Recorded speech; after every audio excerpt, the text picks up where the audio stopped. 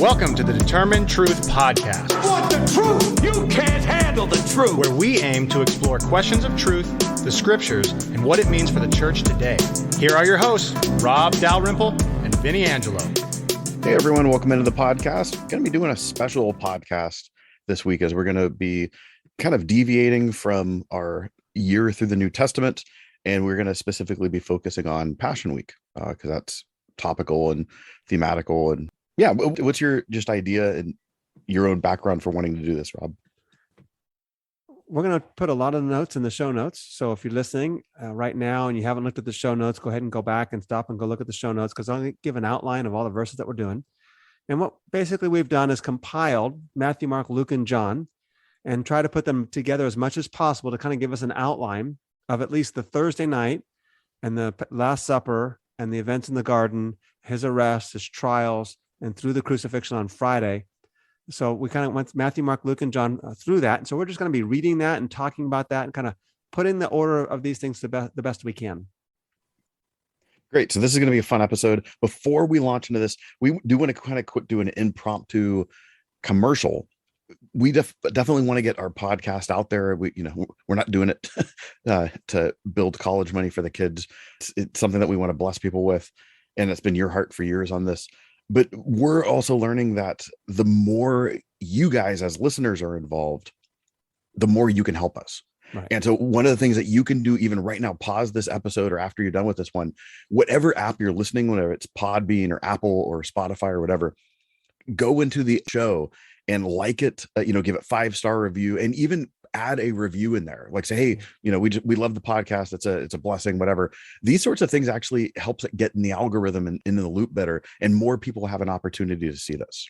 Yeah. Especially the notes, especially the comments. So if you'll just give some comments, they have to be good ones. If they're not good ones, we're going to hunt you down. Yes, we will. Yeah, absolutely. Yeah. We have people because Vinnie knows people. Hey, right? My name is Vinnie Angelo. We're not messing with Vinnie Angelo. But especially leave comments and what have you. That really helps us get found on the search engines.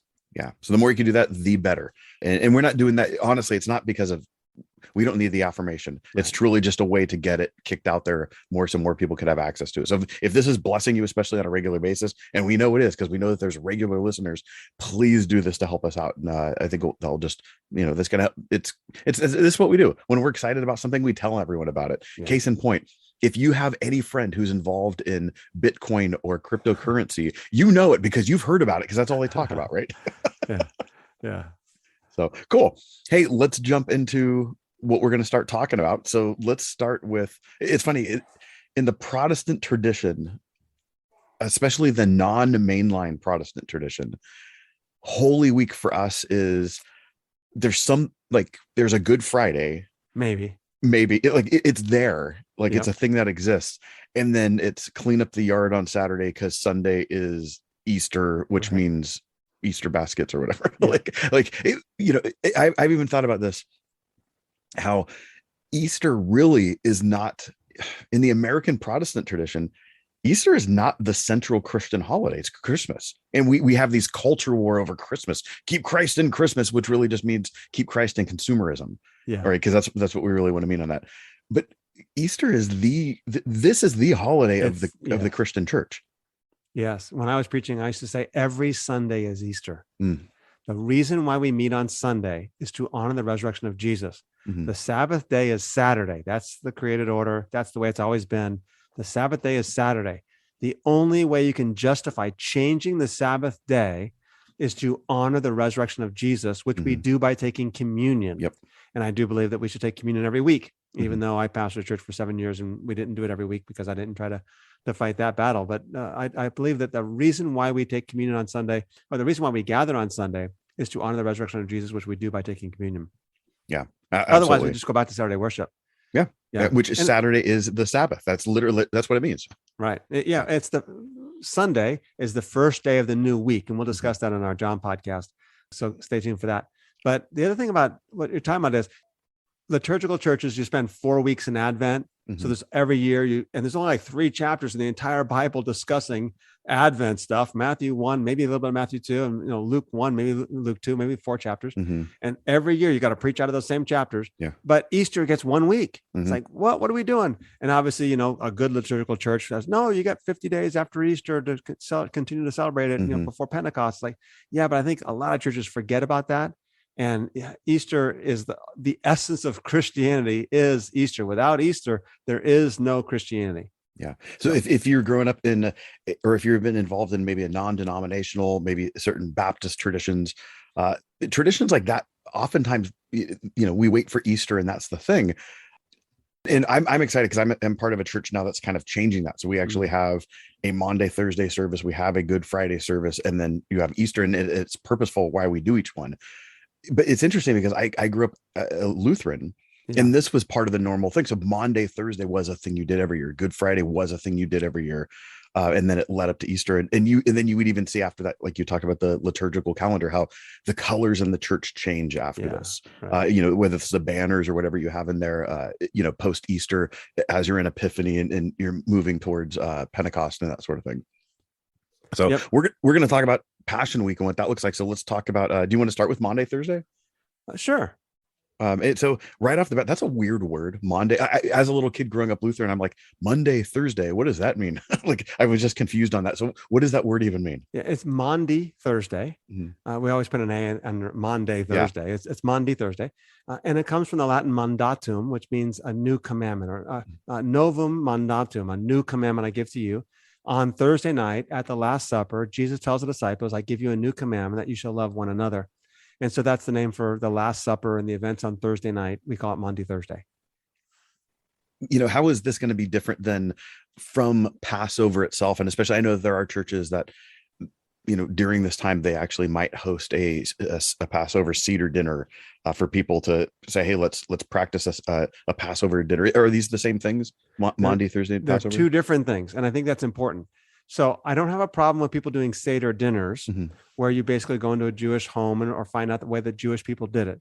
But I would note a couple things. Number one, it's a Jewish holiday and a Jewish practice, not Christian. The idea people have is, well, if you go to a Seder Passover, you're learning what the disciples did on the Last Supper. And that's just, no, you're actually not, for 2 reasons.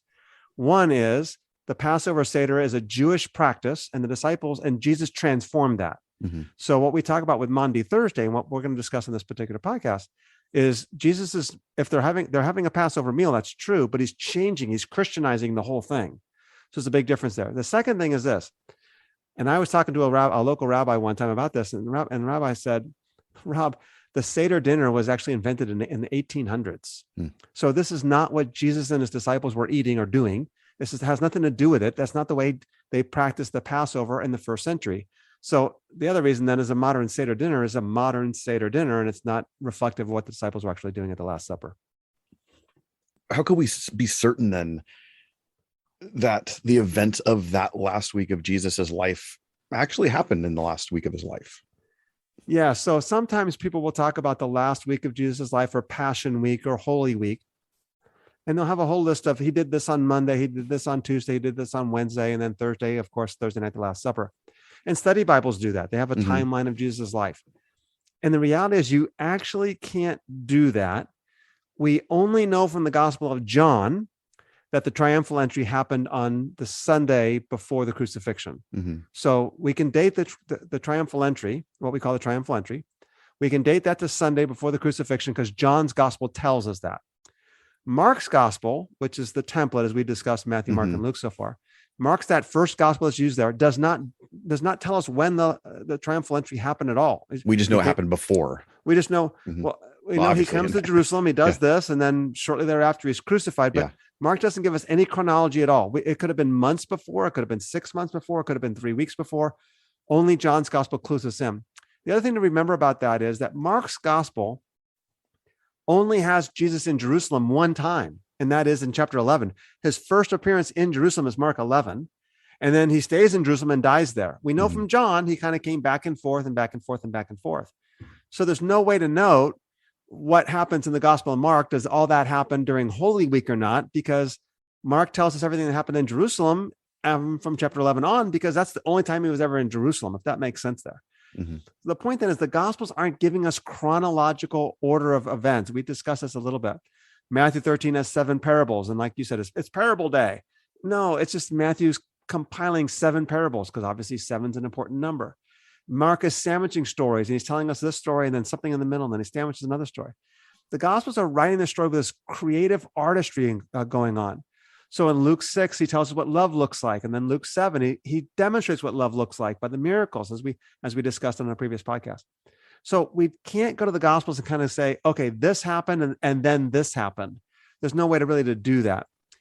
Best we can do is say, well, we know Sunday, the triumphal entry happened according to the Gospel of John. And then we know Thursday night, it's the Last Supper and those events there. And I think the rest of it, we have to just say, well, maybe.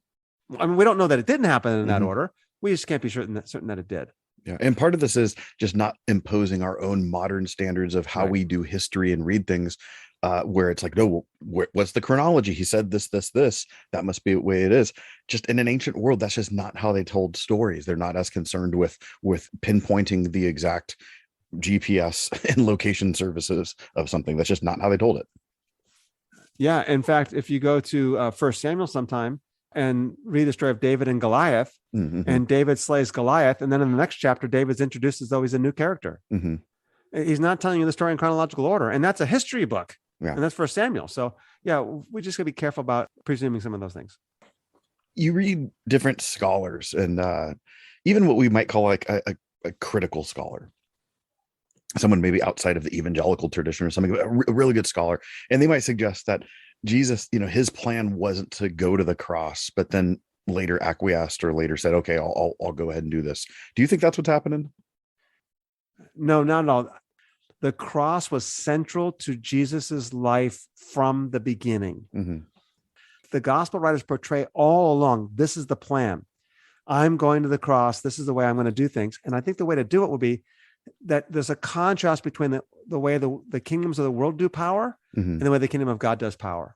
And the way the kingdom of God does power is through love. And I think we'd all agree that love is the essence of Christ's message, and that he defines love as laying down your life for the sake of the other. And if that's the essence of the gospel, and for God so loved the world that he gave his one and only son, then the cross was always, all along from the beginning, intentional. It's not only that Jesus has this idea that this is part of his plan. When you read the New Testament writers after Jesus, this is the way they preach. You read in Acts chapter 2, and Peter's giving his sermon to the religious leaders, and he says, this Jesus delivered up according to the definite plan and foreknowledge of God. You crucified him and killed him. And so even there's this idea that this was God's plan all along in terms of how he was going to act in redemptive history. Yeah. And you go even further, and the answer is, and you're supposed to take up your cross and follow him as well. Yes. And the argument I'm making in my commentary in the book of Revelation is that this is the way that God redeems his creation, is by the people of God laying down their lives also for the sake of the nations. The nations are redeemed by the kindness and love of God, because he loved us by laying down his life, and also by the kindness and love of God as the people of God also lay down their lives for the nations. So it's a dominant theme. So yeah, to pick this up, when you go through the Gospels, and what you notice, especially Matthew, Mark, and Luke, they have this, hey, Jesus is going to Jerusalem intentionally, and he's going there to die. And, Luke actually uses the word his exodus. This is his exodus. He's going there to suffer. And the way to look at this then would be this: the Gospels are really clear that Jesus was crucified for the charge of being the king of the Jews. The dialogue between Jesus and Pilate, for example, in the Gospel of John, where Pilate says, "Are you a king?" And John says, "Yes, but my kingdom is not of this world." So you are a king then. And Jesus never denies that. He acknowledges that he's a king. Now, again, not of this world doesn't mean like heavenly and spiritual. It just means it's a different kind of kingdom than the way the world works. Before he's on the cross, they dress him in a purple garment. They intend to mock him, of course, claiming that he's to be, or mocking his claim that he's actually the king. They place a crown of thorns on his head in Matthew, Mark, and John's gospel.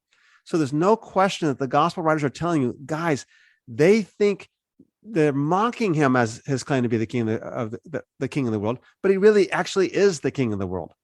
And so there's no question, I think, that the gospel all along has Jesus going to the cross. All right, so let's get into the text. Let's follow along with some things then. So we're in Thursday night. Maundy Thursday, you have these events that happen in the upper room? It's nighttime, maybe 6 o'clock. How can we be certain regarding the time that these things are happening? Well, we can't be completely certain at all, especially, again, the uncertainty as to what actually transpired that particular night. But we know that they're having a Passover meal, and that's going to begin at sundown, which would be about 6 o'clock p.m. or so. So sometime around 6 o'clock, the disciples get together to get into the upper room, and they do the preparations, and they sit down. And according to John's gospel, Jesus washes the disciples' feet. Now, we're not going to go through all what happens in John 13 through 17, because we'll do that on our podcast in the Gospel of John. But the significance of Jesus washing the disciples' feet is that in John's gospel, it's extremely significant to recall that he's writing the gospel with this theology of the temple. Jesus himself is the temple of God. He's the dwelling place of God. Mm-hmm. It says in the beginning, John 1:14, we beheld his glory. In John chapter 2, Jesus says, I am the temple of God. Destroy this temple in 3 days, I'll raise it up. And then what he does then is he's now transferring this responsibility, this mission of being the temple, because that's the presence of God, to his disciples. And he washes the disciples' feet. Now, John 13 says, the feast of the Passover was near. Jesus, knowing that his hour had come, this is John 13, verse 1, and then he would depart out of the world to the Father, having loved his own who were in the world, he loved them to the end. Now, during the supper, the devil have already put in the heart of Judas Iscariot, the son of Simon, to betray Jesus. And Jesus, knowing that the Father had given all things into his hands, had come forth from God, and he was going back to God. And he got up from the supper, laid aside his garments, and taking a towel, he girded himself. He poured water into the basin and began to wash the disciples' feet and to wipe them with a towel with which he was girded. So he came to Simon Peter, and he said to him, Lord, do you wash my feet? And Jesus said, what I do to you, you do not realize now, but you will understand thereafter. And Peter said, never shall you wash my feet. And Jesus answered him, if I don't wash your feet, you have no part with me. And Simon Peter said to him, Lord, then wash not only my feet, but also my hands and my head. Jesus then says, now he who bathes needs only to wash his feet, and is completely clean. And you are all clean, but not all of you. For he knew the one who was betraying him. And for this reason, he said, not all of you are clean. Now, let me stop there for a second. Let's kind of give a couple comments on this. It's very often that people characterize Peter as the loudmouth, the one who's always speaking up and always saying the silly things, and I'm never going to betray you, and all these things like this. You have to understand the fact, as we've discussed already, that there's a hierarchy even within the 12 apostles. Mm-hmm. And Peter's clearly at the top of that hierarchy. Whether you like it or not, Protestants, Peter is clearly the leader of the apostles. There's no question about it. We can just look at the order of the names in the list of the 12 apostles, and Peter's always first. And in that culture, for someone else to speak up would actually be preempting the responsibility of Peter. Mm-hmm. So we saw in the Gospel of Mark that when Jesus says, hey, who do you think I am? Or, oh, you're the Christ. That Peter answers that, because it's Peter's job to answer that. If someone else speaks up and says the correct answer, that they kind of showed up Peter. Mm-hmm. And then Jesus says, okay, great. And I'm going to go to Jerusalem and die. And then Peter takes him aside and begins to rebuke him. It's Peter's job to save Jesus's honor. Jesus, you can't do that. You're dishonoring yourself. So also here at this Last Supper, Jesus has girded himself with a washcloth, and he's taken the role of a servant. I mean, he's doing something that even Jewish people wouldn't do to other Jewish people. Only a slave washes someone else's feet. And so Peter's the one who speaks up and says, no, I don't think so, Jesus, because you're shaming yourself. Jesus says, you don't realize what I'm doing, but you will afterwards. And Peter says, no, you're never going to wash my feet. And Jesus says, if I don't wash your feet, and the Greek could be translated as, you have no share with me. You have no part, no share in this ministry. Now, the significance of the feet washing, and of course, you ask this question, what's the significance of the washing of the feet? And people say, well, Jesus is telling us what servant leadership looks like. We're supposed to wash one another's feet. Well, the reality is that you don't find anywhere else, I believe, in the entirety of the New Testament where the disciples ever washed someone else's mm-hmm. feet. So clearly he wasn't giving us this model, hey, go and do thou likewise. And you think if that's the purpose of washing the feet was, hey, I'm submitting myself to you so that you learn to submit yourself to others, that they would have carried on this practice, mm-hmm. even if it was only symbolic. You still would have carried it on in some way, shape, or form. The reality is that you have to read this gospel as Jesus preparing themselves to become the temple of God. And to enter the temple of God, you must be holy. And holiness, one of the ways to get holiness is to be washed or purified. So we talk about John the Baptist baptizing people, but baptisms were practiced throughout the Jewish world at this time in different ways. And one of the ways that they practice baptism is called a mikvah. And a mikvah is basically a bath. And we find mikvahs all over this land at this particular point in time, before the time of Jesus and thereafter. And what they were is they'd be found next to synagogues. So before you go into the synagogue, you might take this spiritual bath. And they're certainly found outside the temple in Jerusalem. You walk in, and then you make a curve and you come up the other side, so that anybody who's coming in, who's defiled, doesn't come into contact with someone else who's coming out. And so before you enter the temple in Jerusalem, you had a mikvah, this holy washing. And Jesus tells Peter, that's what I'm doing. And Peter's like, oh, if that's what I'm doing, then wash not only my hands and my feet, but my whole body, my whole being. So Jesus begins the supper with this show of humility, but it has a very great significance because he's preparing the disciples for them becoming holy as the temple presence of God. Yeah. And speaking of this in connection to Maundy Thursday, where Jesus is giving this command, this has become, I would have to study the denominations more, but there are denominations that almost treat this like a sacrament. And I don't know if they actually would consider it a sacrament. Yeah. And that's great. You're not saying there's anything wrong with doing the thing in itself. No, not at all. In fact, I think doing the thing itself is great. And it's a reminder of what we are supposed to do. I just think it's important that you remember what you just did. And that you just wash someone else's feet saying, I love you so much, I'm willing to serve you. Then don't backbite them on Sunday afternoon. And don't speak negatively about them in the marketplace. And don't try, right? We're brothers and sisters in Christ. And that is a reminder of the holiness that we all possess and how we love and serve one another. But that needs to be carried out now in our actions also. Yeah. I never understood the significance of Peter's, we read Peter and we're like, oh, Peter, shut up. Jesus is doing something. It's obviously right. Don't question Jesus. Right. Yeah. Right. Yeah. And I think I've always read it that way until my first experience with this, and this was actually with you. Okay. And so it's about 10 years ago, because when you lived in the Bay Area, you discipled a group of guys. And your thing, right. And your thing was like, hey, instead of meeting with all these guys individually, like let's all get together once a month. Yeah. And so we would do that like one Saturday night a month at my house. Yeah, your house. And I remember we're all hanging out, and it was cool because we got to meet all these other guys that we might not know. Yeah. And you bust out like towels and water, and we're like, what the heck? Like, Rob's not going to wash our feet, and you're not Jesus. Like, you're not even close to that, man. Yeah, no. I asked my wife. That'll confirm that I'm not. But like, I remember all of us kind of sitting in this room, like, I don't like this. This is awful. Stop doing this. I wish I would have known. I would have worn better socks. Like, I would have washed my feet before. I would have showered. Yeah, and it's funny because it's like, when you have someone who's mentoring you or discipling you doing that. Like that is, it's a typology in a sense of like, this is what it would have been like at a much extreme level with Jesus. And if I'm feeling this way towards you, like how much more would Peter have felt this towards Jesus, especially in that context where, heck, I drove to your house and I had clean clothes and shoes on. I didn't walk with sandals through the dusty streets. Yeah, that's right. And the idea of it is, if I can wash your feet, then you can wash everyone else's feet. Exactly. Is kind of the idea.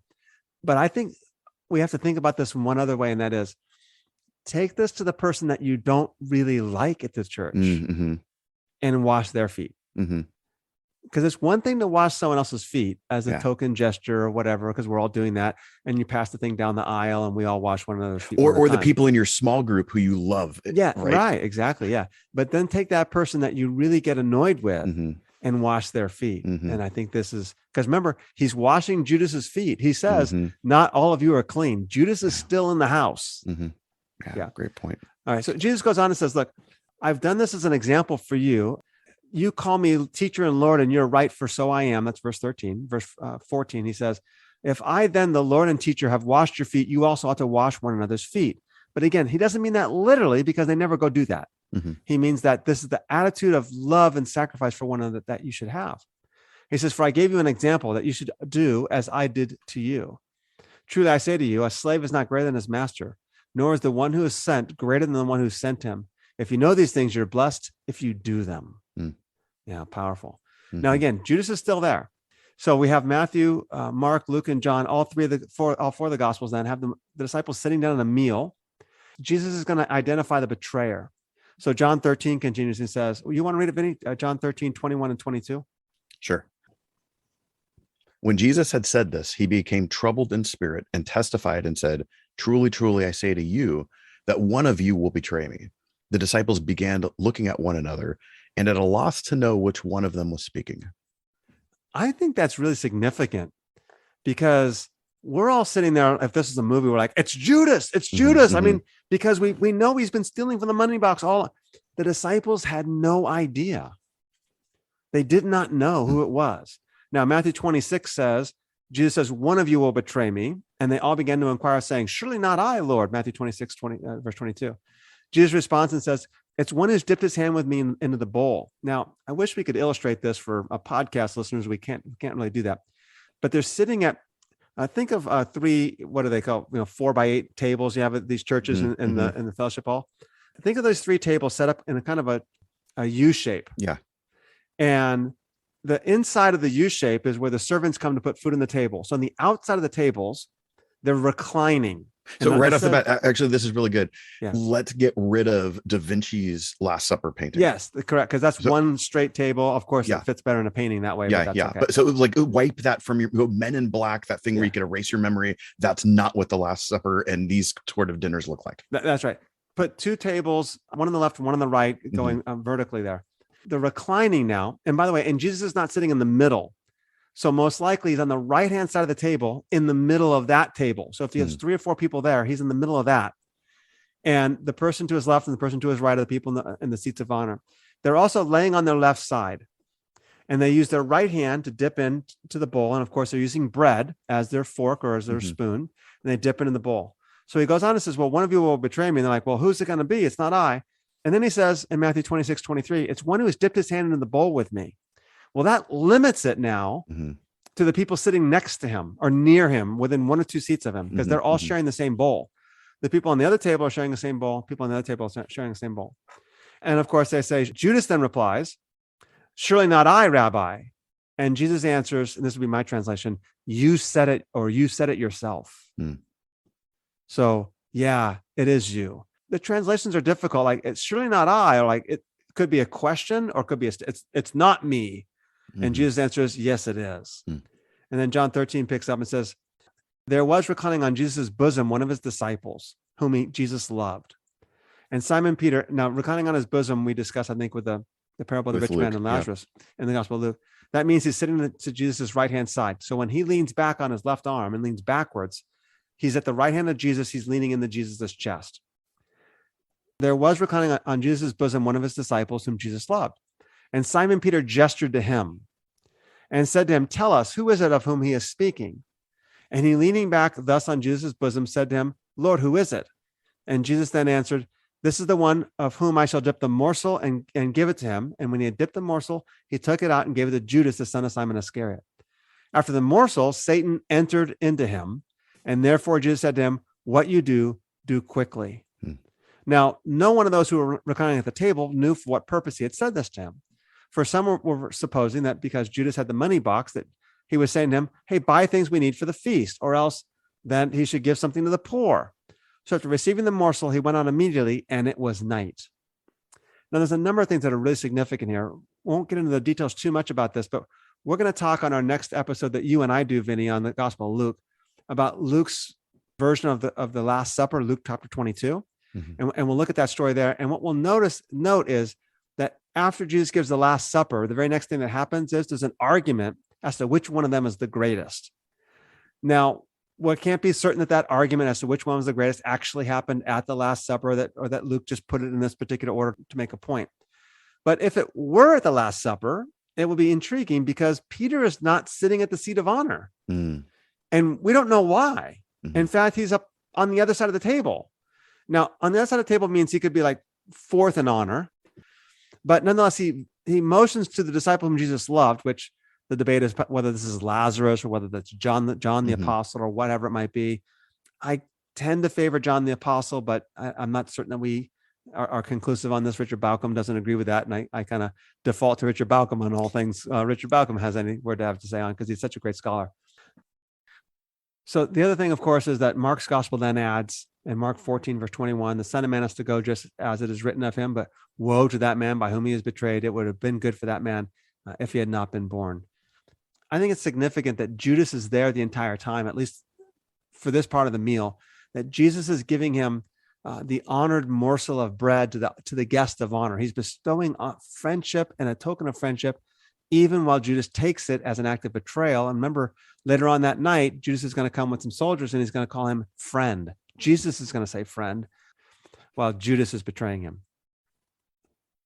So at this point is when we get the idea of the formal idea of communion now, and this thing that is the followers of Jesus and the followers of Jesus are now supposed to start doing. Yes. So Jesus is taking a Passover meal, as we began discussing the Seder and Passover. Mm-hmm. He's taking a Jewish Passover meal and he's interpreting it in light of himself as the fulfillment of this meal, and then instituting communion, saying, okay, the bread that you're eating actually is me. Mm. Now, the Passover bread reminded them of the unleavened bread that they were to eat at the Passover in case they had to get up and leave in haste. Mm. Now, I've actually seen churches that will take communion by taking unleavened bread. Mm-hmm. Well, because that's what bread that Jesus used at the Last Supper. And my response to that is, Jesus is the bread and Jesus has risen. So we don't eat unleavened bread at communion. We eat risen bread at communion. Okay. So the reason why he ate unleavened bread was because he hadn't risen yet.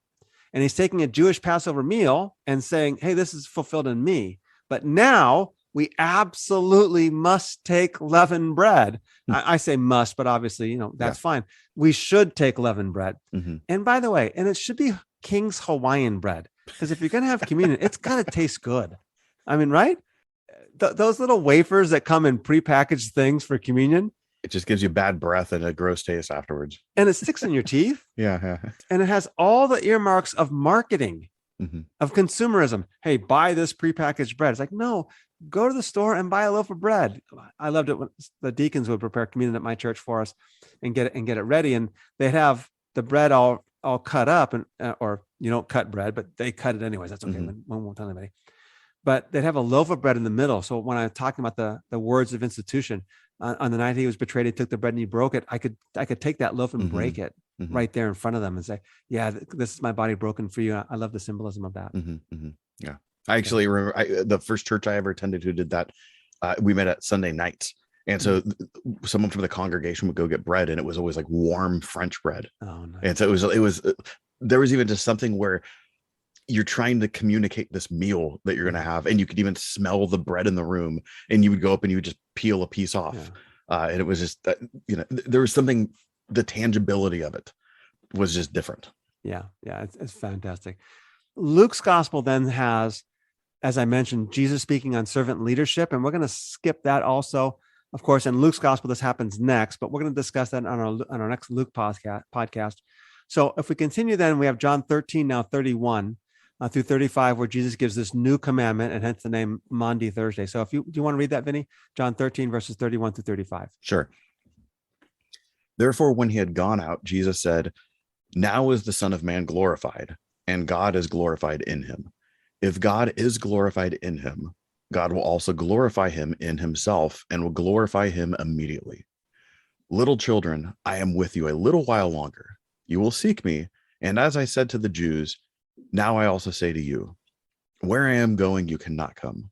A new commandment I give to you, that you love one another, even as I have loved you, that you also love one another. By this, all men will know that you are my disciples, if you have love for one another.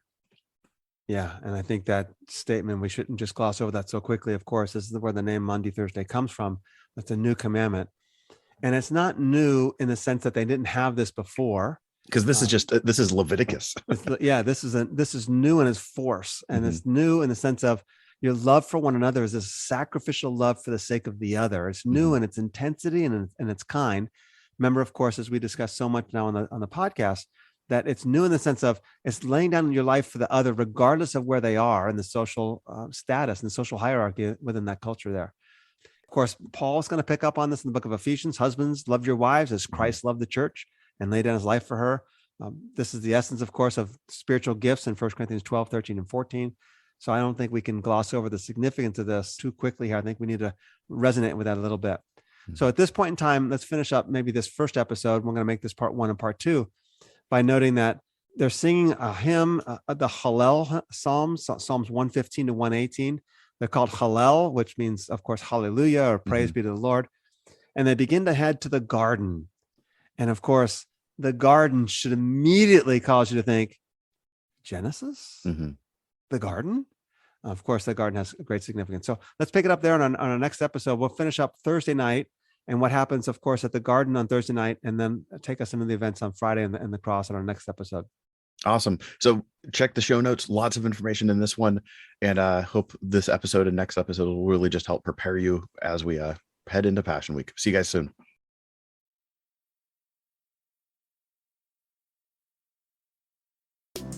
Thank you for listening to today's podcast. Please subscribe to and like our podcast. You can follow Rob's blog at determinetruth.com or purchase his books on amazon.com. See you next time.